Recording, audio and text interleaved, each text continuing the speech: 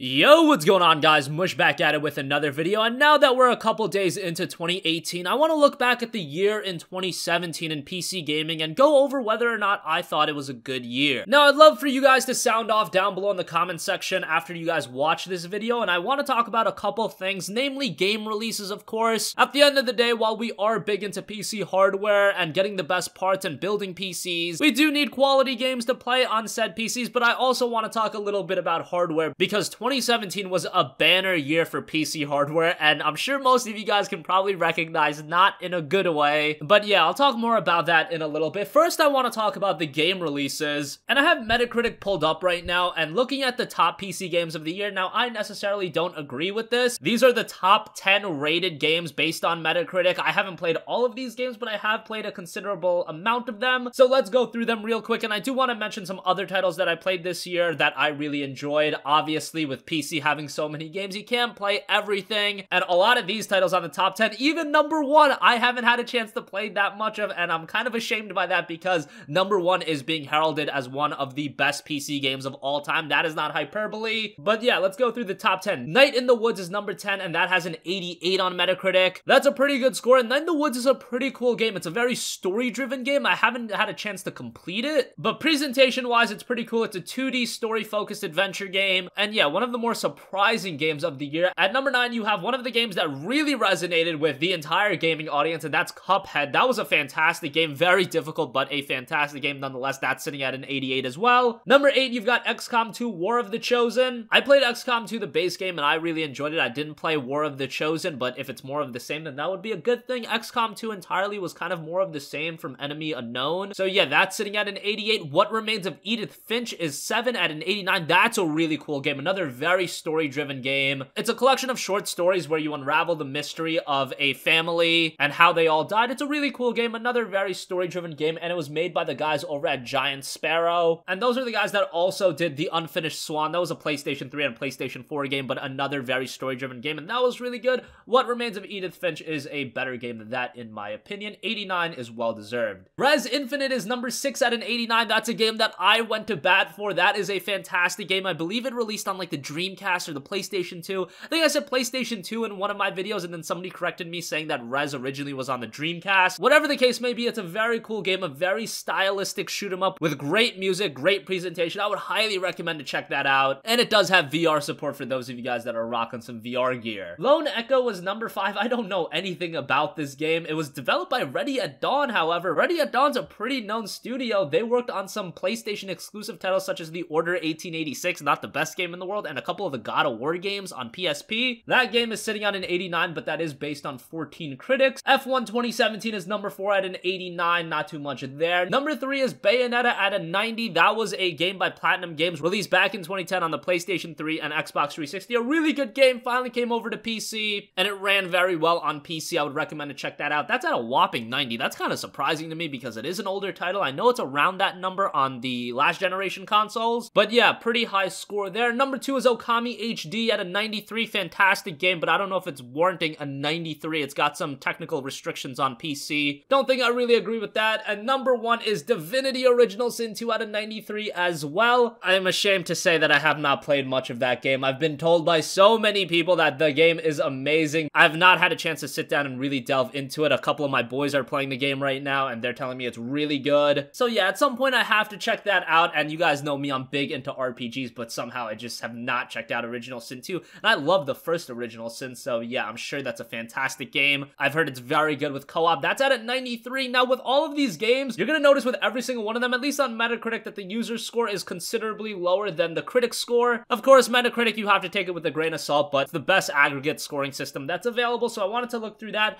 Personal favorite games, of course, you guys know me, Assassin's Creed Origins I thought was a fantastic game. I know Assassin's Creed and the PC community kind of have a love-hate relationship, and it's more hate than love, but Assassin's Creed Origins was a very good game, ran well for me, so I would highly recommend to check that out. A very good step in the right direction for the franchise. Nier Automata was a fantastic game, a game that I did not expect to be released on PC. Unfortunately, that did have some issues on PC as well. There were games like Hellblade Senua's Sacrifice that was really good. Destiny 2 came over to PC. A lot of you guys weren't enthralled with that, myself included. Games like Resident Evil 7 were pretty good. I really enjoyed Tekken 7. I thought that game was really good for a fighting experience on PC. I had a great time with that. Rising Storm 2 Vietnam was pretty good. The Evil Within 2 and Wolfenstein 2 The New Colossus were pretty good. So overall, there were a lot of very good games on PC this year, but I think what really stands out to me is that there was no games that really captured me to an extreme degree. I didn't have that blow away game, and maybe that's because I didn't play a lot of Divinity Original Sin 2, but I think most of you guys would agree with me based on what I'm reading from comments and general opinions. There was no game on PC that made me think, wow, this is the next step forward for gaming. And of course, for a lot of gamers, PUBG was that game. I get it. I understand why there's such a big popularity surrounding the game, and I'm very happy that PUBG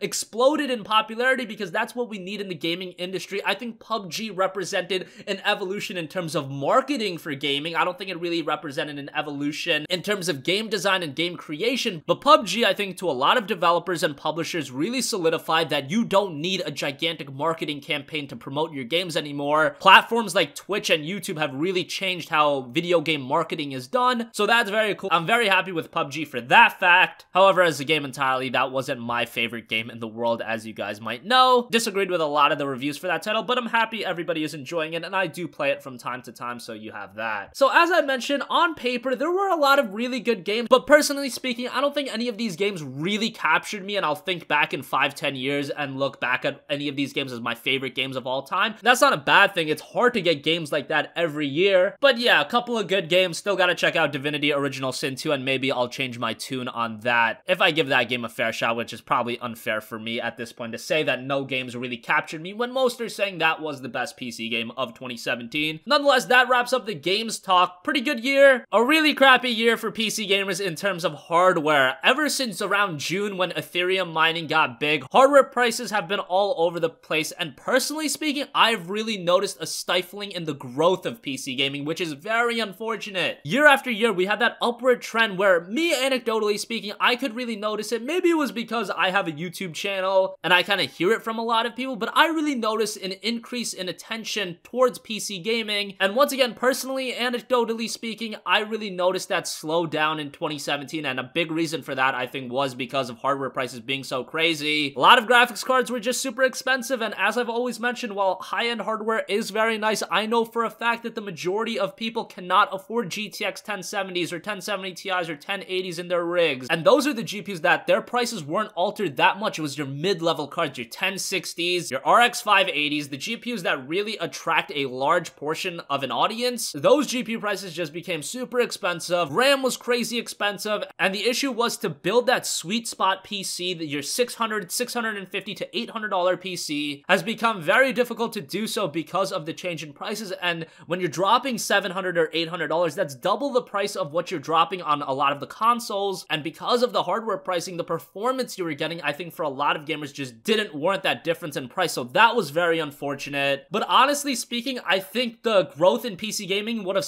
been stifled even more if PUBG wasn't a thing. So as much as I don't love PUBG, as much as a lot of the PC gaming audience doesn't love PUBG, I noticed it. Again, I don't have any official statistics, but you look at the numbers for that game and it's absolutely insane. And in my personal life, just hearing everybody talk about PUBG, always being asked about PUBG, I really think a large percentage of people went ahead and bought PCs anyway, even with the inflated prices, because of that one game. And that's amazing to me that that game that didn't have a gigantic marketing push initially has just captured the gaming audience. And yeah, that one game has gotten many gamers invested. I know it's on Xbox One now as well, but that version came out later. That version runs like garbage, even worse than the PC version initially. So yeah, I don't even really consider that at the moment. But yeah, if PUBG wasn't a thing, I think the growth of PC gaming would have been stifled even harder in the later half of 2017. Luckily, we did have that one game that really captured everyone's attention. And yeah, while I've always mentioned I'm not the biggest fan of PUBG, I can really appreciate what it's done for PC gaming in a year where it was hard to jump over towards PC gaming, but PUBG was that game that made a lot of people still do so. So yeah, that's gonna wrap up this video, guys. Let me know your thoughts in the comments section down below. What did you think of 2017 as a whole for PC gaming? Were you happy with it? What were your favorite games of the year? Did you jump over to PC gaming, or were you one of the ones that were pushed away based on pricing? Let me know in the comments section down below. Always interested to hear your guys' thoughts, and I will catch you guys in the next one. Peace out.